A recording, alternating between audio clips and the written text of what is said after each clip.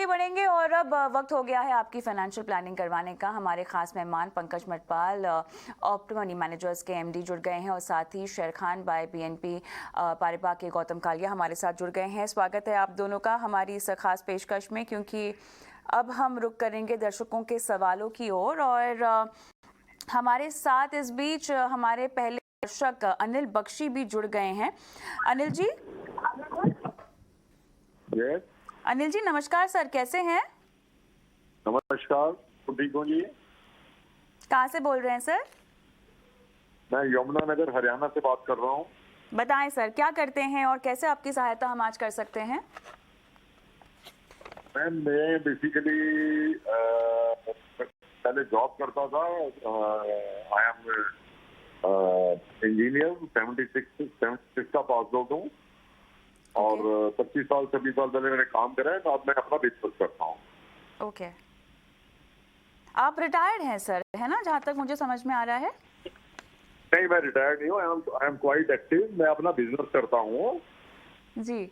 मुझे अच्छा लगा ये आपने बीच में बिल्कुल टोका और कहा कि मैं एक्टिव हूँ, खुद का बिजनेस करता हूँ। क्या बिजनेस है आपका सर? मैं अपना बिजनेस करता हूँ। I am not retired person. क्या करते हैं सर? बिजनेस किस चीज का है? मैं बेसिकली इंडस्ट्रियल स्टील में डील करता हूँ। स्पेशल स्टील होते हैं जो सिर्फ इंडस्ट्री में लगते हैं। चलिए, अब आपने कहा है capital accumulation for distribution to next generation. तो आपके परिवार में आप अपने नाती पोतों के लिए करना चाहते हैं इन्वेस्टमेंट? फिलहाल तो बेटे बेटियों के लिए, आगे उनके काम आए ना, बच्चे काम अपने यूज में लें या आगे ग्रैंड बच्चे में। ओके। तो अपने बच्चों के लिए आप जो पैसे इकट्ठा करना चाहते हैं, 20 से 30 हज़ार रुपये आप कह रहे हैं कि आप हर महीना डालने की कोशिश करेंगे। 5 से 6 साल में आपको 1 से 1.5 करोड़ रुपए चाहिए। कोई खास गोल है आपका जो आप पूरा करना चाहते हैं? मेरा कोई खास गोल नहीं है। हाँ। लुकिंग इनटू माय एज, मेरी एज जो हो चुकी है 66 ईयर्स की, तो उसको देखते हुए मैंने सोचा कि तो एज है उसके हिसाब से मैं बहुत लंबा प्लान तो भी कर नहीं सकता। तो अभी मैंने इसलिए टारगेट 5-6 साल का रखा है और भगवान की कृपा से अगर लाइफ आगे ठीक रही तो मैं इसको प्लान को अपने 5-6 ईयर के टेन्योर को बढ़ा भी सकता हूँ। बहुत बढ़िया सर। एक चीज़ मुझे पूछनी है, आप खुद का कारोबार कर रहे हैं तो मेरे ख्याल से रेगुलर इनकम की तो आपको ज़रूरत नहीं होगी, लेकिन बच्चों के लिए जो आप 1 से 1.5 करोड़ रुपए रखना चाहते हैं, इसका ख्याल आपको क्यों आया? क्योंकि आपके सवाल के जरिए ऐसे बहुत दर्शक हैं जो प्रेरणा ले सकते हैं, इसीलिए मैं चाहती हूँ कि आप बताएं। ऐसा है कि क्या आया, देखिए मेरे बच्चे सबकी शादियां कर दी हैं, सारे वेल सेटल्ड। ओके जी। मेरा एक बेटा, तीनों वेल सेटल्ड हैं। Okay, nice. और मगर as a father I think कि मैं अपनी लाइफ के अंदर मैंने जो कुछ बताया है, और सबसे बड़ी बात है कि मैंने स्क्रैच से स्टार्ट करी थी अपनी लाइफ, और भगवान की कृपा से जो जिस काम को भी करते चले गए, भगवान रास्ता दिखाता गया, काफी आगे कृपा है प्रभु की जी। और बच्चे भी वेल सेटल्ड हैं। तो अब मेरा ये मानना है कि एज ए फादर मैं उनको जो भी जाते जो मेरा एक्यूमुलेटेड फंड है अल्टीमेटली मेरे को डिस्ट्रीब्यूट करना ही है। ओके। तो सबको थोड़ा प्रसाद मिल जाना चाहिए अपने पेरेंट्स की तरफ से। चलिए, अच्छा लगा कि आपने इतने अच्छे तरीके से प्लानिंग की है और इतने फाइनेंशियली इस्टेब्लिश होने के बाद के साथ साथ आप इंस्पिरेशनल भी हैं। हमारे साथ पंकज जी और गौतम जुड़ गए हैं। पंकज जी, आप ही के पास आऊँगी सबसे पहले, क्योंकि ये न सिर्फ एक सवाल है बल्कि एक ऐसा निवेश का मंत्र है जो हम तमाम दर्शकों को भी दे सकते हैं। खुद लिहाज से अनिल जी संपूर्ण है, लेकिन अपने बच्चों के बारे में, उनके बारे में जितना माँ बाप सोचते हैं उससे ज़्यादा सोच रहे हैं और वो जो सोच रहे हैं उसको पूरा करना चाहते हैं एक निवेश रणनीति के जरिए। क्या कहेंगे आप? कविता, सही कहा आपने। अनिल जी देखिए, आपने जैसा बताया कि जो आपके बच्चे हैं वेल सेटल्ड हैं, तो यहाँ पर ऐसी जरूरत नहीं है कि आप कोई छोटे बच्चों के लिए इन्वेस्टमेंट कर रहे हैं और कोई ऐसा लक्ष्य है कि इतने साल में इतना पैसा होना ही चाहिए, अदरवाइज कैसे वो गोल पूरा होगा। आपके लिए मकसद ये है कि मतलब 5 साल में या हो सके उससे आगे भी, और हम तो चाहेंगे, आपने जैसा कहा था कि अगर मैं एक्टिव रहा तो आगे भी इन्वेस्ट करता रहूंगा, तो यही शुभकामना है कि आप आगे भी इन्वेस्ट करते रहें। और ऐसे में क्योंकि आपके सामने ऐसा कोई ये नहीं है कि अगर उस वक्त पर थोड़ा पैसा नहीं बन पाया तो क्या होगा, मतलब कि आप रिस्क भी ले सकते हैं। तो उस हिसाब से मैं तो ये कहूंगा कि आपको अपना investment equity oriented mutual funds में या फिर डायरेक्ट शेयर्स में करना चाहिए।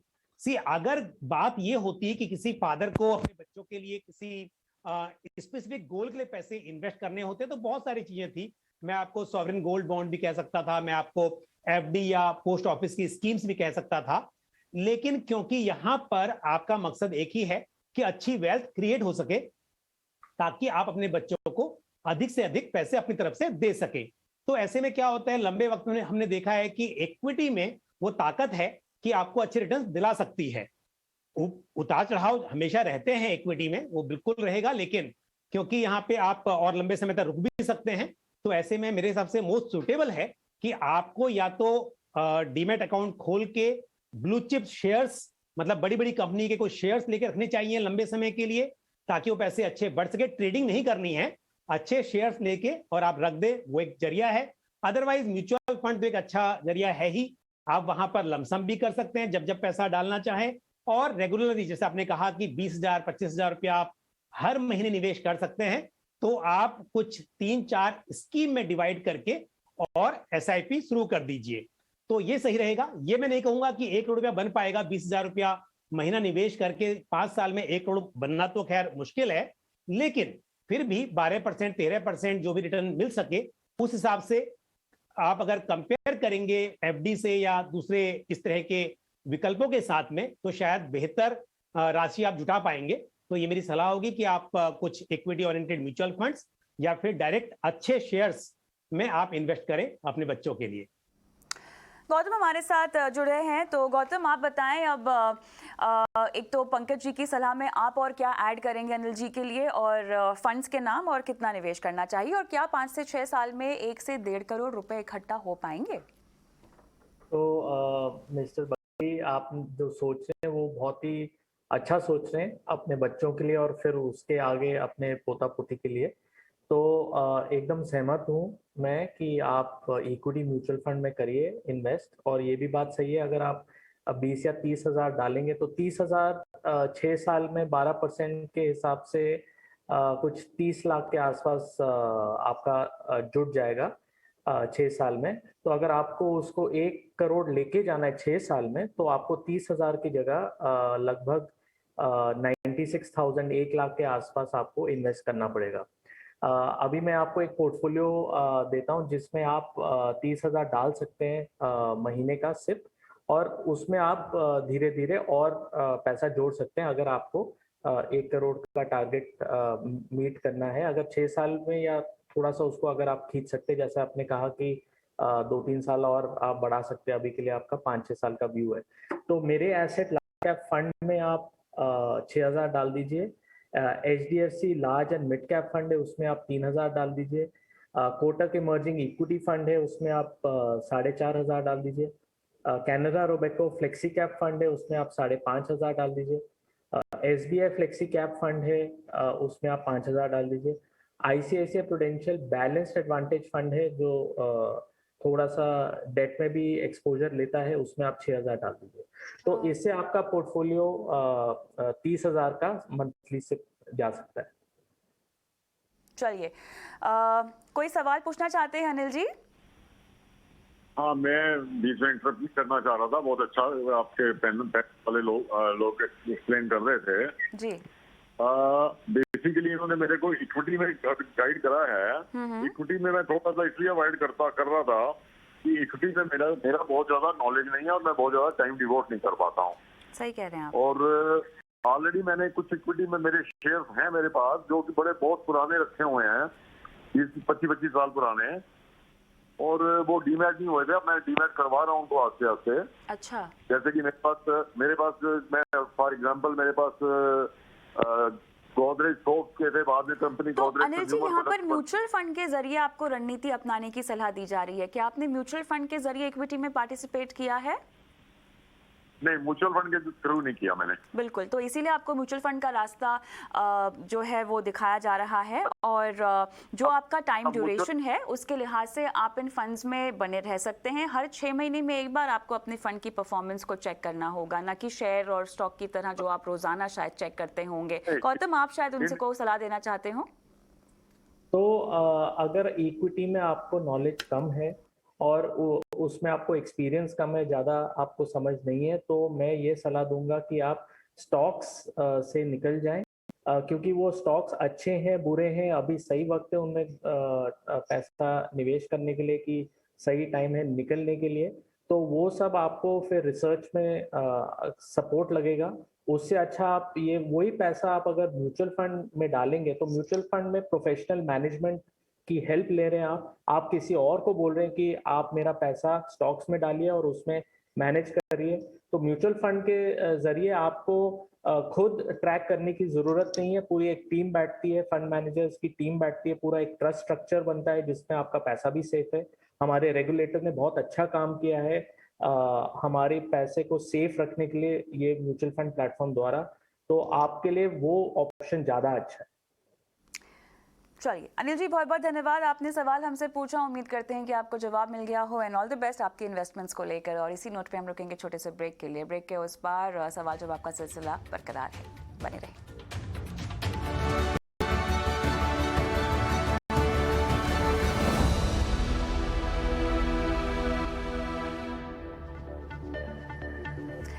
वेलकम बैक, आप देख रहे हैं टी मनी, बनो अपना फाइनेंस मिनिस्टर। मैं हूं आपके साथ कविता थपलियाल, और हम आगे बढ़ते हैं सवालों के सिलसिले के साथ। हमारे अगले दर्शक का सवाल मैं लेना चाहूँगी, गुलशन कुमार, जो कि हमारे साथ फोन लाइन पर जब तक जुड़ते हैं। पंकज जी, ये सवाल आपके लिए है। देखिए, इनके पास मिरासेट इमर्जिंग ब्लू चिप है, मिरासेट का ही ग्रेटर कंज्यूमर है, UTI Nifty index fund, Nippon का स्मॉल कैप फंड है, एबीएसएल डिजिटल मीडिया और एबीएसएल टैक्स रिलीफ, ये इनका पोर्टफोलियो है जिसमें इन्होंने अपने फंड्स जमा रखे हैं। मौजूदा पोर्टफोलियो की जो वैल्यू है, पंकज जी ये कह रहे हैं कि लगभग 5,88,000 है, और 2018 से इन्होंने ये 6 फंड्स को पोर्टफोलियो में डाला है। फिलहाल 15,000 रुपये की ये एसआईपी इन फंड्स में कर रहे हैं। इन्होंने कुछ लक्ष्य भी अपने लिए जोड़ रखे हैं। 11 साल की बेटी और 5 साल की बेटी, 2 बेटियां हैं इनकी, और इनके भविष्य के लिए इन्होंने पैसे इकट्ठा करने हैं। हालांकि ये कितना इकट्ठा करना चाहते हैं उसकी जानकारी मेरे पास नहीं है। अगर आपको सवाल में दिखाई दे पंकज जी तो बताइएगा। फिलहाल ये केवल दोनों बेटियों के पढ़ाई और शादी के लिए कह रहे हैं कि इन्हें पैसे जुटाने हैं। फोन लाइन पर आएंगे तो मैं और क्लैरिटी इनसे लूँगी पंकज जी, लेकिन बताएं। बिल्कुल सही कहा आपने, यहाँ पे कुछ चीजें मिसिंग हैं, जैसे कि बच्चों की एज है पर कितना पैसा चाहिए। कभी भी किसी निवेशक को अगर कुछ फाइनेंशियल गोल बना रहे हैं तो पता होना चाहिए कितने साल के बाद कितने अमाउंट की जरूरत पड़ने वाली है। वो अगर तय हो तो आसान होता है फिर कैलकुलेट करना और उसके लिए प्लानिंग करना। तो ये बात तय है कि दोनों बच्चों के भविष्य के लिए पैसे जुटाने हैं, लेकिन कब और कितने चाहिए वो क्लियर नहीं है। और जो 5,88,000 रुपये जैसा मैं यहाँ पे देख पा रहा हूँ वो उन्होंने इन्वेस्ट किया है, और क्योंकि कई साल से कर रहे हैं, 2018 से कर रहे हैं, तो उसकी वैल्यू भी थोड़ी बढ़ गई होगी मेरे हिसाब से, उससे ज्यादा होंगे। लेकिन अगर हम ये मान के चलें कि 5,88,000 रुपये ही हैं और प्लस अभी जो एसआईपी करना चाह रहे हैं, तो इस हिसाब से अगर हम ऐसे ही देखें कैलकुलेट करने के लिए कि अगले 5 साल में तो करीब 23 लाख रुपए के आसपास बन सकते हैं। और अब कितने साल में क्या चाहिए, पर हम जैसा कहते हैं कि इक्विटी में एवरेज देखें अगर हम तो 12% के आसपास एक CAGR हम एक्सपेक्ट कर सकते हैं। और स्कीम्स जो हैं वो इनके पास में करीब अच्छा पोर्टफोलियो है, लेकिन उसमें से 2 सेक्टरल फंड हैं, एक तो मेरे एसेट ग्रेटर कंज्यूमर फंड और दूसरा है Tata digital ABSL digital India fund. तो 2 इनके पास सेक्टरल फंड हैं, और क्योंकि जो डाइवर्सिफाइड फंड है उनके अंदर भी आप देखेंगे कि टेक्नोलॉजी सेक्टर टॉप पर है, तो काफी लोकेशन ऑलरेडी उसमें है। तो इस तरह से इनका पोर्टफोलियो में थोड़ा सा मतलब सेक्टर स्पेसिफिक रिस्क बढ़ जाता है। तो सलाह यह है कि 15,000 रुपये महीना जो ये करना चाह रहे हैं और कह रहे हैं कि एसआईपी की जगह पे जब जब निफ्टी डाउन होता है तब तब ये इन्वेस्ट करते रहते हैं, तो ऐसे में यदि टॉपअप करना है तो मेरी सलाह होगी कि इन 2 फंड्स को छोड़कर जो कि आपके ये सेक्टोरल फंड हैं, इन्हें छोड़कर और बाकी स्कीमें करो, तो बाकी में भी बल्कि टैक्स सेविंग में भी अगर कोई जरूरत ना है नहीं है तो उसको भी आप स्किप कर सकते हैं।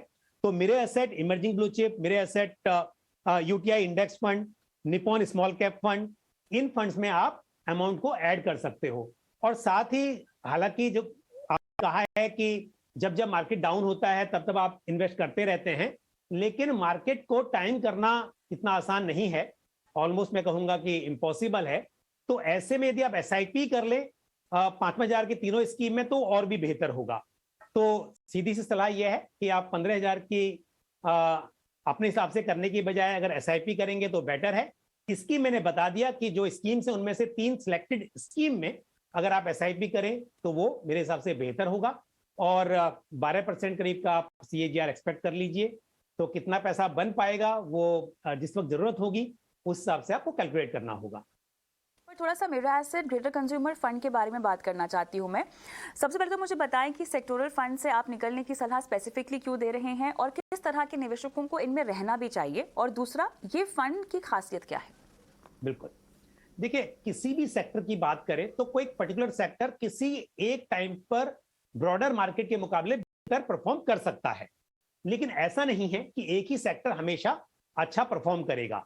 तो ऐसे इन्वेस्टर्स जिन्हें मार्केट की बहुत अच्छी नॉलेज है, जिन्हें उम्मीद रहती है कि इस वक्त पर हेल्थ केयर अच्छा करेगा, इस टाइम पर बिकॉज ऑफ सर्टेन रीजंस आपका टेक्नोलॉजी सेक्टर अच्छा करेगा, तो वो लोग क्या करते हैं कि उस टाइम के लिए उन सेक्टर्स में इन्वेस्ट करते हैं और इससे पहले कि उस सेक्टर में गिरावट आए वो वहां से एग्जिट कर जाते हैं। लेकिन एक आम निवेशक को, और जब लंबा आपका नजरिया हो, तो ऐसे में डाइवर्सिफाइड फंड में रहना बेहतर है, क्योंकि डाइवर्सिफाइड फंड में सभी तरह के सेक्टर्स होंगे। तो यदि आप एक टेक्नोलॉजी फंड में इन्वेस्ट कर रहे हो, टेक्नोलॉजी सेक्टर में इन्वेस्ट कर रहे हो, उस सेक्टर में कभी बहुत अच्छा परफॉर्मेंस होगा और कभी खराब भी होगा।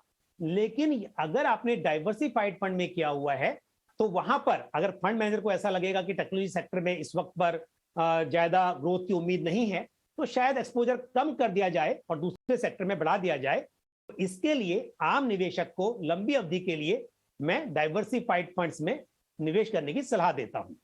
अब सवाल जो आपका था कंज्यूमर फंड को लेकर, डेफिनेटली कंजम्पशन एक अच्छी थीम है, और जब हम बात करते हैं कंजम्पशन की तो यहां पर एक पर्टिकुलर सेक्टर नहीं है, बल्कि वो सेक्टर्स जिनका कंजम्पशन से मतलब रिलेशन है, ऐसे सेक्टर्स उसमें आते हैं। तो कंजम्पशन में बैंकिंग भी आ सकता है, हेल्थ केयर भी आ सकता है, या आपका जो एफएमसीजी है वो भी आ सकता है। तो डेफिनेटली थीमेटिक फंड है, लेकिन क्योंकि गुलशन जी के पोर्टफोलियो में जो बाकी फंड्स हैं उनमें भी वो सब सेक्टर्स हैं और अच्छा एलोकेशन है, तो उसको देखते हुए मेरा कहना ये था कि अगर आप एडिशनल मनी इन्वेस्ट कर रहे हैं, आपको एग्जिट नहीं करना है, जो आपने इन्वेस्ट किया है आप उसमें इन्वेस्टेड रहिए, लेकिन जो एडिशनल पैसा इन्वेस्ट कर रहे हैं उसे आप डाइवर्सिफाइड फंड में कीजिए, ताकि इन सेक्टर्स में जो स्टॉक्स हैं या जो फंड्स में सेक्टर्स हैं वहां तो पैसा इन्वेस्ट होगा ही, उसके अलावा बाकी सेक्टर्स में भी आपको एक्सपोजर मिलेगा, और जिसकी वजह से लंबे समय में आपको कम रिस्क और बेटर रिटर्न्स की उम्मीद आप रख सकेंगे। यहाँ पर इत्मीनान से जवाब दिया है गुलशन कुमार जी को, लेकिन फोन लाइन पर वो हमारे साथ मिल नहीं पाए। उम्मीद करते हैं कि वो यूट्यूब पर जाके अपनी सलाह ज़रूर समझ ले। इस बीच रंजीत सिंह साहब हमारे साथ फोन लाइन पर हैं और गौतम से ये सवाल पूछना चाहेंगे। रंजीत जी नमस्कार। नमस्कार मैम। 10 साल में 80 से 90 लाख रुपए, सर क्या करेंगे 10 साल में इतने पैसों का? ये मैम बच्चों की पढ़ाई के लिए ओके चाहिए मुझे। बच्चे भी छोटे हैं तो बड़े होंगे, जैसे जैसे एजुकेशन के एक्सपेंस बढ़ेंगे तो उनके लिए चाहिए। और खुद के रिटायरमेंट के बारे में नहीं सोचा? वो भी साइड बाय साइड मैडम चल रही है। अच्छा। और भी इन्वेस्टमेंट ठीक है, डेट में भी है। ओके। कब से कर रहे हैं आप इसमें इन्वेस्टमेंट इन फंड्स में? ये मैम 8 साल हो गए, धीरे धीरे बढ़ाया। पहले मैंने 2000 से शुरू करा था, फिर नेक्स्ट 4 साल में और बढ़ाया इसको 5000, और अभी 1 साल से फिर और बढ़ाया इसको 5000, तो अभी अच्छा। 12,000 पर मंथ कर रहा हूँ। Very nice. देखिए बहुत इंटरेस्टिंग काम आपने किया है, अपने निवेश को बढ़ाया है, और यही हम हर दर्शक को कहते हैं कि सिर्फ शुरू कर देना काफ़ी नहीं होता, जब भी मुमकिन हो सके आपको अपने निवेश को बढ़ाना चाहिए। गौतम जी। गौतम बताएं। गौतम आप शायद जी म्यूट पर हैं। जी जी रंजीत जी, जो आप जो कर रहे हैं एकदम सही कर रहे हैं। आपके जो स्कीम्स है, मैंने स्कीम्स भी देखे आपके, कैनरा रोबेको ब्लू चिप, मेरे asset emerging blue chip, DSP mid cap fund, SBS small cap fund, ICICI prudential long term equity fund जो टैक्स सेविंग वाला है, आदित्य बिरला सेविंग्स का फंड का नाम नहीं दिया आपने, वहां पे सिर्फ एबीएसएल लिखा था। उसको छोड़ के जो आपके दूसरे फंड है वो तो फंड अच्छे हैं। अगर आप मुझे वो एबीएसएल का बता दे तो उसका भी मैं बता पाऊँ आपको। तो आपका जो सिप चल रहा है अभी वो प्लान के हिसाब से सही है, आप उसी में करते रहिए, क्योंकि आपका कैटेगरी में भी डाइवर्सिफिकेशन आ रहा है। आपका लार्ज में भी है, लार्ज और मिड में भी है, मिड कैप में भी है, स्मॉल कैप में भी है, और ऐसा नहीं है कि कहीं कोई स्पेस में आपका ज़्यादा कॉन्सेंट्रेशन है। और आपका जो प्लान है, जितना आपका टारगेट है 80-90 लाख का, 12% के हिसाब से अगर सालाना रिटर्न आपको मिल जाए तो आपका 80-90 लाख बन जाएगा। तो आप इसी में करते रहिए, और जैसे आपने सिप का अपना वैल्यू बढ़ाया है पिछले 2-3 सालों में, वैसे ही आप उसको बढ़ाते रहिए। ये बहुत ही जैसे हमें पैसे खर्चने की आदत पड़ती है, वैसे ही पैसे बचाने की सिप द्वारा आदत बन जाती है, और धीरे धीरे पता चलता है चलो इसमें और पैसा डालने की क्षमता रखते हैं हम। तो आप बस वो करते रहिए, आपके लिए बहुत फायदेमंद की बात है। ऑलराइट, चलिए समय हमारे पास बहुत कम बचा है और भी दर्शकों के सवाल लेने हैं। झटपट हम रुक कर लेते हैं निवेश के गुरु मंत्र की ओर।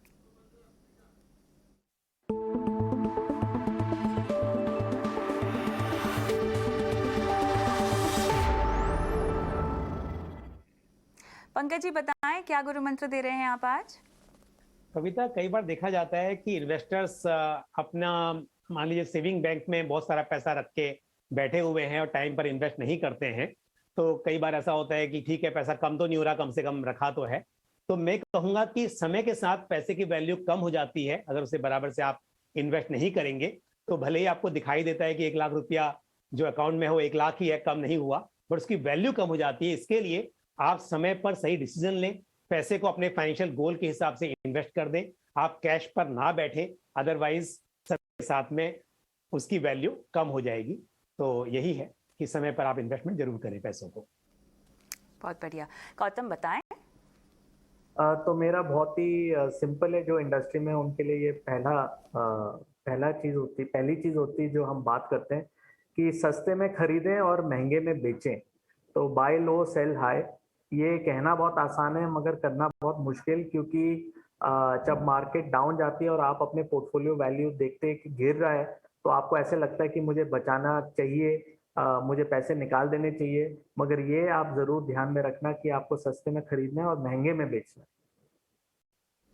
चलिए, तो ये गुरु मंत्र आप दोनों ने दिए हैं, लेकिन हम आगे बढ़ेंगे। राहुल केवट का सवाल मैं लूंगी फोन लाइन पर। पंकज जी हमको ये नहीं मिल पा रहे हैं, लेकिन इन्होंने ना पिछले साल से फ्रीलांसिंग शुरू की है और इन्होंने 20 लाख रुपए फ्रीलांसिंग करके ही जमा कर लिए हैं। सॉफ्टवेयर फ्रीलांसर का काम इन्होंने किया था, अब अपनी ये खुद की कंपनी खोलना चाहते हैं, देखिए नोएडा में, और कहना चाह रहे हैं कि कैसे इस पैसे का इस्तेमाल अपनी खुद की कंपनी खोलने के लिए ये करें। बिल्कुल फ़ोन लाइन पर हमारे साथ नहीं है, वरना मैं तो राहुल को मुबारकबाद देना चाहती थी। बहुत ही बढ़िया आपने कदम उठाया, और देखिए कितने कन्विक्शन के साथ जो है आपने 20 लाख रुपए 1 साल में कमा लिए हैं, और आगे की रणनीति भी आपकी सफलतापूर्वक ही आपको रिजल्ट देगी। पंकज जी बताएं कैसे शुरुआत करेंगे? कविता, बिल्कुल सही कहा आपने, इन्फॉर्मेशन काफी कम है। पहली बात तो ये है कि अगर इनका एक्सपीरियंस कितना है, 1 साल में 20 लाख इन्होंने अर्न किए हैं, लेकिन बिजनेस करने के लिए क्या ये एक्सपीरियंस सफिशिएंट है, वो इम्पोर्टेंट है। दूसरी बात, इनका फैमिली बैकग्राउंड क्या है वो भी जानना जरूरी है। तो आपको बिजनेस करना चाहिए या कुछ समय के लिए और आपको फ्रीलांस काम करके एक्सपीरियंस गेन करना चाहिए और पैसा जुटाना चाहिए, वो पहले राहुल जी आपको देखना होगा। दूसरी बात है, जब भी बिजनेस करते हैं, मान लीजिए कि चलिए 20 लाख से आप शुरू करना चाह रहे हैं, तो आप हमेशा ध्यान रखिए कि पहले आपके जो घर के खर्च हैं उसके लिए कम से कम 1 साल के एक्सपेंसेस के बराबर आप पैसे साइड में रखिए। क्योंकि जब आप खुद का बिजनेस शुरू करेंगे तो ऐसा नहीं कि पहले दिन से आपकी इनकम शुरू हो जाए, उसका कुछ टाइम लगे, तो आपको दिक्कत नहीं आनी चाहिए। नहीं तो फिर यही होता है कि बिजनेस स्टार्ट करते हैं और फिर उसके बाद में कुछ समय के बाद जब घर के खर्चे नहीं चलते हैं तो फिर जॉब ढूंढना शुरू कर देते हैं। तो ऐसा ना हो इसलिए जरूरी है कि पहले आप 2 अकाउंट अपने मेंटेन कीजिए, घर के लिए आप अलग से पैसे रखिए, फिर बिजनेस के लिए जो पैसा रखा हुआ है उसके लिए इंपॉर्टेंट है कि आप आपने कम से कम अगेन 1 साल का जो भी आपके ऑपरेटिंग एक्सपेंसेस होंगे, चाहे वो एम्प्लॉयज की सैलरी हो या आपके ऑफिस का रेंट हो, उसके लिए आप पैसे जरूर अलग से रखिए। और इन पैसों को, क्योंकि आपको जरूरत होगी बीच बीच में पैसों की, तो पहली बात आपको इन पैसों को इक्विटी में इन्वेस्ट नहीं करना है। अक्सर हम लॉन्ग टर्म के लिए कहते हैं कि आप इक्विटी में इन्वेस्ट कीजिए, वेल्थ बनाइए। यहां पर आपका मकसद है कि लिक्विडिटी हो, जब चाहे तब पैसे निकल जाएं और आपके पैसे की वैल्यू कम ना हो, मतलब थोड़े बहुत रिटर्न्स के बाद मिले। तो ऐसे में आप liquid funds, short term FD, इस तरह के असेट्स में मनी मार्केट म्यूचुअल फंड या कुछ कंजर्वेटिव हाइब्रिड फंड, इस तरह के फंड्स में अपने पैसों को पार्क कर सकते हैं। तो इस तरह से प्लानिंग कीजिए। लेकिन अगेन जैसा मैंने कहा, आपको देखना बहुत जरूरी है कि क्या ये पैसे सफिशिएंट होंगे आपके बिजनेस इसके लिए बहुत जरूरी है कि ये सवाल राहुल केवट साहब हमें फिर से एक बार भेजें। जो भी आपको अभी बातें बताई हैं पंकज जी ने, वो तमाम बातों को अपने सवाल में शामिल कर राजीव जसूजा साहब फोन लाइन पर मेरे साथ हैं। राजीव जी नमस्कार। आपके 7 फंड्स और 7,000 की SIP की डिटेल्स मेरे पास हैं। लक्ष्य आपका 25 लाख रुपए है 10 साल में। जी जी ma'am, perfect. Okay Gautam ji. तो राजीव जी, आपकी जो SIPs चल रही हैं वो ठीक है, उनमें आप कुछ मत करिए, वो उसमें आप रखिए जारी आपका इन्वेस्टमेंट। और अगर हो सके तो थोड़े से इन्वेस्टमेंट और बढ़ा दीजिए। सिर्फ UTI निफ्टी 50 इंडेक्स फंड जो आपका चल रहा है उसमें आप 1,400 और डाल दीजिए। कोटक इमर्जिंग इक्विटी फंड जो चल रहा है उसमें आप 1,000 और डाल दीजिए। और एक HDFC फ्लेक्सी कैप फंड, उसमें 2,600 महीने का और डाल दीजिए। तो इससे आपका 5,000 और महीने का अगर आप डाल सकते हैं तो आपका फिर टारगेट 12% के हिसाब से पूरा हो जाएगा। ऑलराइट, उम्मीद करते हैं कि आपको सलाह समझ में आ गई हो। फंड्स के नाम नोट डाउन नहीं कर पाए हैं अभी, तो हमारा शो YouTube पर जाता है, तो वहां पर आप हमारे चैनल के YouTube पर जाके फंड्स के नाम नोट डाउन कर सकते हैं। इस बीच पंकज जी आपका, गौतम आपका बहुत बहुत धन्यवाद। समय निकाला, दर्शकों की फाइनेंशियल प्लानिंग की है। जाते जाते एक बार वो नंबर आपको दे देते हैं जहाँ पर हमें इंतजार होता है आपके सवालों का। अगर आप एक फ्रीलांसर हैं या खुद का कारोबार शुरू करना हैं, अपने जॉब में से ब्रेक लेकर अपनी लाइफ की कॉलम समझकर आप अपनी फाइनेंशियल प्लानिंग करवाना चाहते हैं, या अपने बच्चों की पढ़ाई, शादी, खुद का रिटायरमेंट, कोई भी आर्थिक लक्ष्य हो आपका, हम करते हैं आपकी फाइनेंशियल प्लानिंग। ये नंबर है जो आपके स्क्रीन पे फ्लैश हो रहा है, इस नंबर पर अपने सवाल को व्हाट्सएप करें। नमस्कार।